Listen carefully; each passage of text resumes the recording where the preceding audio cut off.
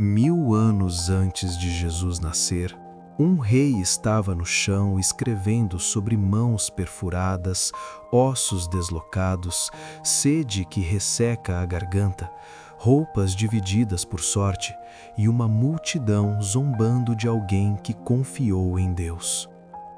Ele nunca foi crucificado. O método de execução que ele descreveu não havia sido inventado ainda. E quando Jesus, na cruz, abre a boca para falar, não grita de dor, não pede socorro, não chama os anjos.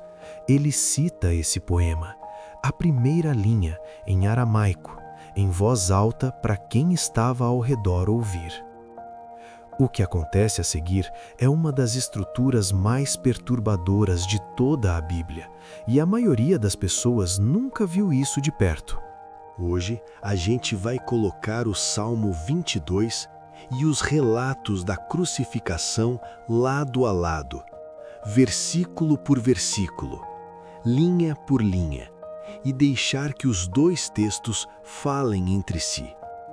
Não é só sobre profecia, não é só sobre teologia, é sobre entender o que Jesus estava fazendo quando citou esse salmo. O que a multidão que conhecia esse texto estava escutando naquele momento e o que isso muda na forma como você enxerga a cruz. Vamos também passar pelo que a arqueologia nos diz sobre a crucificação romana, por um problema textual fascinante em torno do versículo 16 e por uma pergunta que raramente é feita. Por que o Salmo 22 não termina na morte?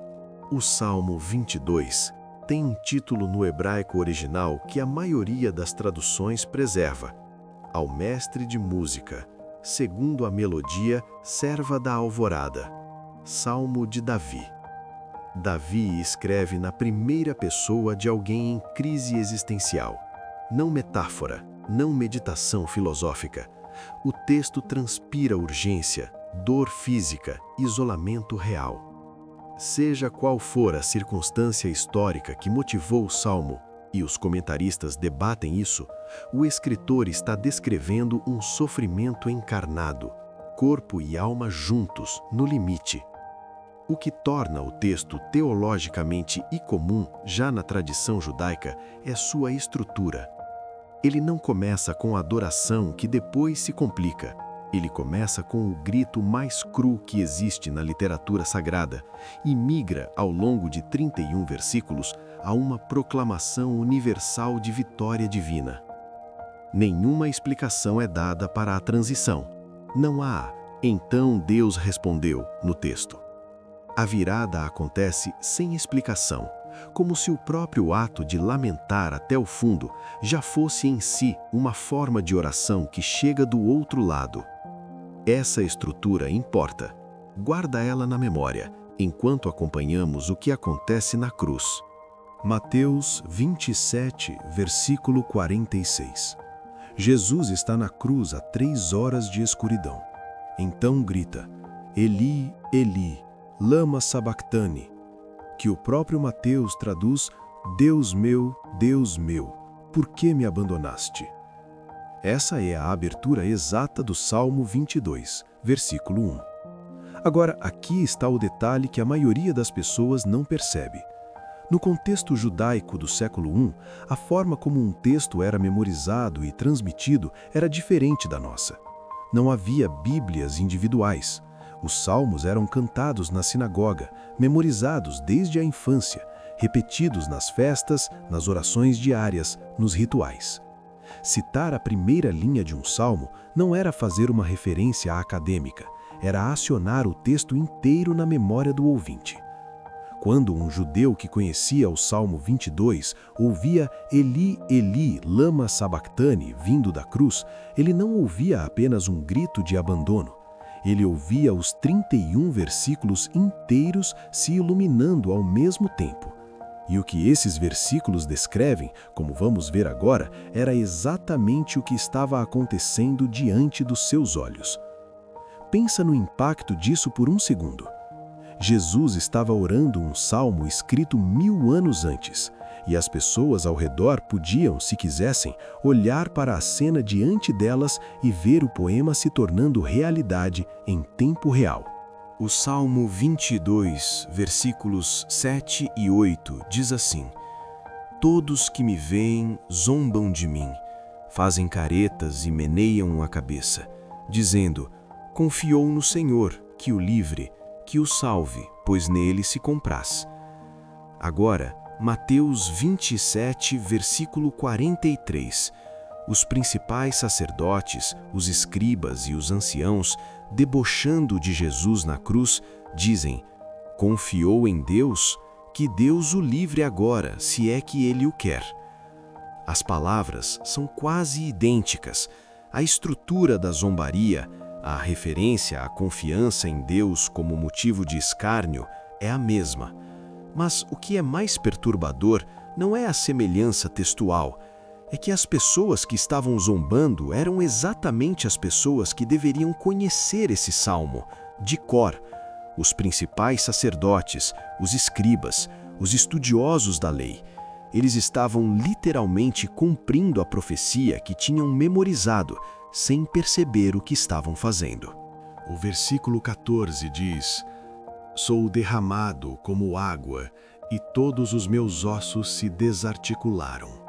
Meu coração tornou-se como cera, derreteu-se no meio das minhas entranhas. A crucificação produz exatamente isso. Quando o corpo humano é suspenso pelos braços com os pés fixados abaixo, o peso do tronco traciona os ombros, separando gradualmente as articulações. A posição compromete os músculos respiratórios, causando o acúmulo de líquido ao redor do coração, uma condição chamada de derrame pericárdico. O coração literalmente nada em fluido. O relato de João 19, versículo 34, onde o soldado perfura o lado de Jesus e sai sangue e água, é consistente com essa condição médica. O coração como cera do Salmo não é poesia vaga, é anatomia. O versículo 15 diz: Minha força secou-se como um caco de barro, e minha língua está pegada ao meu palato, e tu me puseste no pó da morte. A sede produzida pela crucificação é documentada pelos médicos que estudaram a morte por esse método. A perda de fluidos pela exposição, pela sudorese, pela ausência de ingesta, combinada com a tensão muscular constante, produz uma sede que não tem paralelo em condições comuns. João 19, versículo 28, registra que Jesus disse: Tenho sede, e o evangelista faz questão de adicionar que isso aconteceu para que se cumprisse a Escritura. O versículo 17 diz: Posso contar todos os meus ossos. Eles me contemplam, me veem. Uma das consequências fisiológicas da crucificação é que o esforço constante de levantar o corpo para respirar, usando os pés como apoio no prego fixado ao poste, causa uma hiperextensão que torna as costelas e a estrutura óssea visível através da pele. O corpo é literalmente exibido, os ossos contáveis. E João 19, versículos 33 a 36, registra que os soldados não quebraram as pernas de Jesus, uma prática chamada crurifragion, usada para acelerar a morte, impedindo que o condenado se apoiasse para respirar. O motivo dado por João é explícito. Isso aconteceu para que se cumprisse a Escritura: nenhum dos seus ossos será quebrado. João está citando duas passagens, o Êxodo 12 sobre o Cordeiro Pascal e o próprio Salmo 22. O versículo 16 do Salmo 22 é um dos mais debatidos em toda a erudição bíblica, e por uma razão muito concreta. Uma única letra hebraica muda completamente o significado da frase. Na maioria das traduções cristãs, o versículo diz: Porque cães me rodearam, um grupo de malfeitores me cercou, traspassaram minhas mãos e meus pés. Mas no texto massorético, a versão hebraica que chegou até nós pelos escribas judaicos medievais, a palavra não é traspassaram, é como um leão. A frase ficaria: como um leão, minhas mãos e meus pés, o que gramaticalmente não fecha, o que levou séculos de debate entre rabinos e estudiosos. O que a arqueologia trouxe à tona nas últimas décadas é fascinante. Os manuscritos do Mar Morto, descobertos entre 1947 e 1956, e que são 1000 anos mais antigos do que os manuscritos massoréticos, que servem de base para a maioria das Bíblias hebraicas, incluem um fragmento do Salmo 22, que usa a leitura traspassaram. A diferença entre as duas palavras em hebraico é literalmente uma letra, um vav em vez de um iod, um traço vertical a mais. Não estou aqui para encerrar o debate textual, ele é legítimo e complexo, e há estudiosos sérios dos dois lados. O que digo é que a versão traspassaram tem apoio manuscrito sólido e antigo, que a Septuaginta, a tradução grega do Antigo Testamento feita por judeus séculos antes de Jesus, também usa essa leitura, e que a descrição de mãos e pés perfurados em um poema sobre sofrimento e abandono, escrito séculos antes da crucificação ser inventada, é no mínimo extraordinária. O versículo 18 do Salmo 22 é singular, porque está estruturado em duas partes que parecem descrevendo dois atos diferentes. Repartem entre si as minhas vestes, e sobre a minha roupa lançam sortes. João 19, versículos 23 e 24, descreve a cena dos soldados com uma especificidade que vai além do que os outros evangelistas registram. Ele conta que os 4 soldados dividiram as roupas de Jesus em 4 partes, uma para cada um. Mas havia uma túnica, tecida de uma peça só, sem costura, e eles decidiram não rasgá-la. Lançaram sorte para ver quem ficaria com ela. João então faz algo raro. Ele para a narrativa e cita o Salmo explicitamente. Isso aconteceu para que se cumprisse o que diz a Escritura. Repartiram entre si as minhas vestes, e sobre a minha roupa lançaram sortes. O detalhe da túnica sem costura é importante. Na tradição judaica, a túnica sem costura era associada ao sumo sacerdote. Joséfo, o historiador judeu do século I, descreve a vestimenta do sumo sacerdote como uma única peça tecida. Se Jesus estava sendo executado como criminoso, estava vestindo, ironicamente, algo que evocava o sumo sacerdócio. E os soldados, que claramente não sabiam do salmo, preservaram o detalhe por motivo puramente pragmático. Não queriam rasgar uma peça boa. O resultado foi que o cumprimento da profecia aconteceu por descuido humano. Ninguém estava tentando cumprir o Salmo 22. As peças se encaixaram sozinhas.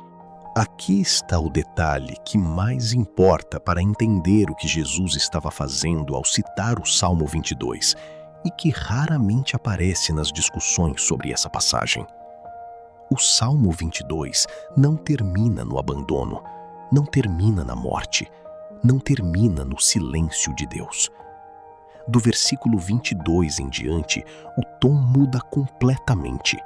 Sem transição explicada, sem Deus ex machina narrativo, o salmista passa do grito de abandono para pois ele não desprezou nem abominou a aflição do aflito, nem escondeu dele o seu rosto, mas quando ele clamou, o ouviu. E então o texto explode em dimensão universal. Todas as extremidades da terra se lembrarão e se voltarão para o Senhor. Diante dele se prostrarão todos os que descem ao pó. A uma geração que ainda há de vir, anunciarão a sua justiça. O salmo, que começa com o abandono mais radical da literatura sagrada, termina com a proclamação mais universal. Começa com "Por que me abandonaste?" e termina com "Todas as nações o adorarão."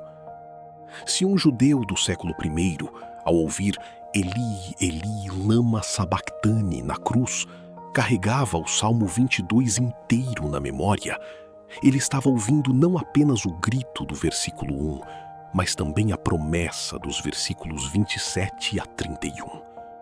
Estava ouvindo a totalidade, abandono e vitória, morte e proclamação universal, o momento mais escuro e o horizonte mais amplo, tudo numa mesma oração.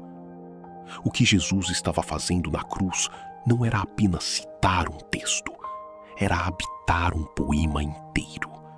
Estava orando do fundo do abandono real, uma oração que já sabia onde terminava. O Salmo 22 foi orado por Davi em sofrimento real. Depois foi orado por gerações de judeus que se identificavam com o abandono que ele descreve. E foi orado por Jesus na cruz, não como performance, mas como experiência genuína. Por que me abandonaste? Não era uma citação recitada com distância acadêmica. Era o grito de alguém que estava realmente vivendo aquele abandono. Isso significa que há um fio que atravessa os séculos, da angústia de Davi, pelo sofrimento coletivo de Israel, até a cruz, e de lá até qualquer pessoa que já orou: Deus meu, onde você está? Do fundo de uma crise. E o Salmo não termina no versículo 1. Esse é o ponto. A oração de abandono é real, é legítima, é sagrada, mas não é a última palavra. O mesmo Deus que pareceu ausente no grito é o mesmo que respondeu na virada. E a resposta não foi uma explicação, foi ressurreição. Pedro, no dia de Pentecostes, registrado em Atos 2, usa exatamente esse argumento. Cita o Salmo 16, outro salmo davídico, e diz: Deus não o abandonou no sepulcro, nem o seu corpo sofreu decomposição. Jesus ressuscitou e nós somos testemunhas. A estrutura é a mesma do Salmo 22. O abandono aparente, a virada invisível, a proclamação universal. Se você está hoje no versículo 1, Deus meu, por que me abandonaste? O texto não te pede para fingir que está no versículo 27. Ele te convida a orar o salmo inteiro, do grito até onde ele chega. Não porque o caminho seja curto, mas porque o poema sabe onde termina, mesmo quando você está na primeira linha. 1000 anos separaram Davi da cruz.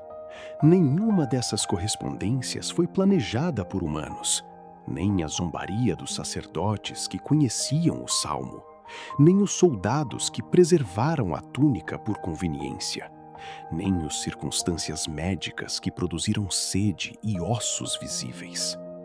As peças se encaixaram por conta própria. Isso não prova tudo. A fé nunca depende de provas que eliminam toda dúvida.